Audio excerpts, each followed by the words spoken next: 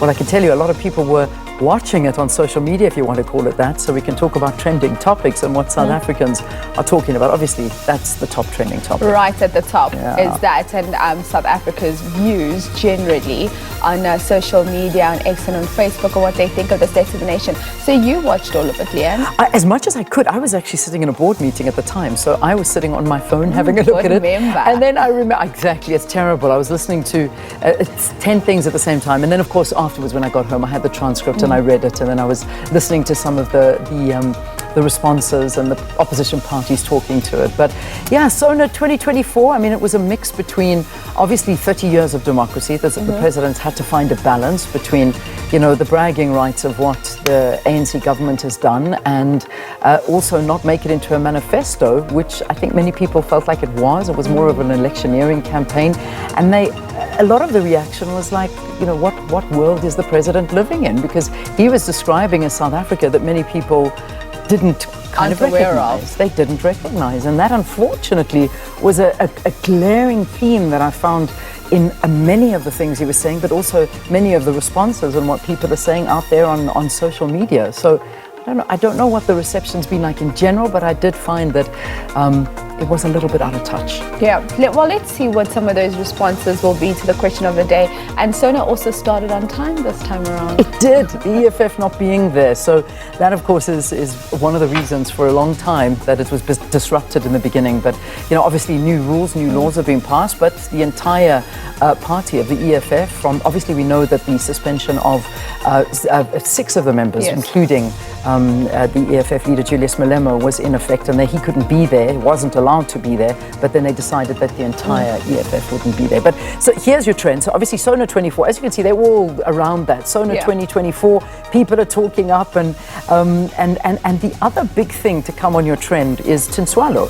So Tinswalo is I want to hear Tinswalo. You know what Tinswalo actually means? Yeah, go for it. Grace or mercy. Okay, in all right. Well, there you go. And grace or mercy, as you say, was a story that the president brought up. But I think he used her as a real life story of how Tinswalo benefited from, you know, living in South Africa, and he was basically speaking of this fictional child of democracy named Tinswalo, whose life has been improved by 30 years of ANC governance.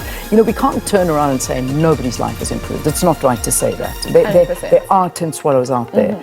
But in general, I think people felt like, you know, President, a lot. Come on, you know, that people are, I mean, the hospitals that people have to go to, the schooling system, they're falling apart. Everything. The housing that is being built for South Africans are below substandard. In terms of the lighting, the infrastructure, we have no lights.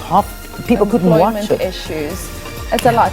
So basically, from what I'm getting from you, Tinswalo has a perfect life. Yeah, well, that was kind of it. I mean, he was just talking about her and saying how, you know, she was educated within, she benefited from NSFAS, you know, benefited from getting a house, benefited, and all the great things that have been in place. In an ideal world, that's what everything that has been put in place should deliver to the people of South Africa. But the story of a lot of South Africans is very different. Exactly. And then, of course, people came out, and these are some of the comments. I mean, this is the story. I mean, Musi Maimane is having a full go with Tinswalo, as you can imagine. He's put a video out saying, here's a video of Tinswalo going to school this morning, and there's a picture of a young school child trying to get across a river and jumping into it. And then there's, you know, more other people saying, the young brother of Tinswalo is found in Tembisa. His future will be brighter than hers. And it's just a crazy picture of, you know, the kind of environment that people are, and everybody just talking to this Tinswalo, but it's just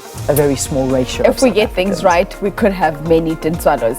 If we got things right. 100%. 100%. Trending topic related to what we're talking about as well here and now for many reasons is Julius Malema. Yeah, it wasn't there. So, I mean, it was a very different state of the nation without the EFF there. We're so used to all the shenanigans that happen inside. I want to rise on the points of order. In the points of order and standing up and the delays and the shouting. And then, of course, last year was a little bit more of a scary one with trying to sort of go onto the stage towards the president. So that one was, you know, not a nice one to see. But the bottom line is that there is the manifesto launch of the EFF tomorrow at Moses Mabhida. And that is, of course, as the EFF always do, they show up, they give a show, and they fill up. They really do. So it will be interesting to see what happens tomorrow, and indeed what is a part of their manifesto. Because now we're launching manifestos, big season.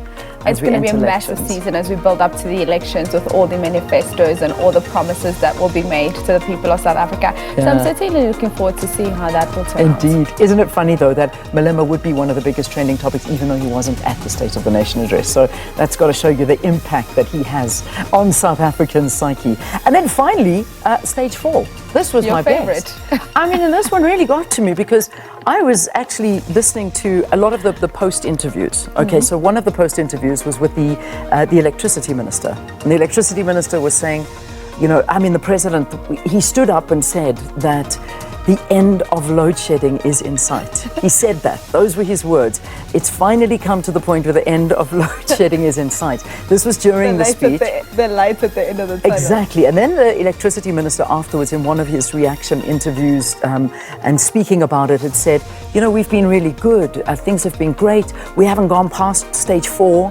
Have you not noticed that everything's been stage 3 and less? And we've really been doing a good job. Bada bing, bada bong. 1 o'clock in the morning, our messages beep through. South Africa is going to stage notification. 4. Load shedding notification. Man, give us a chance here. So let's hope there's no load shedding for a lot of people during Bafana Bafana's game at 10 p.m. tomorrow night. If you do have load shedding, SABC Plus. It's the best way to watch it. Love it. Trust me, that's how I watch everything. It really is. It really is. If you haven't downloaded it, you don't know what you're missing out on. And it's free of charge. No, it is. It is. It's amazing. Anyway, that's your trending topic. So thank you, V. It's an absolute pleasure. I love chatting to you. I really do.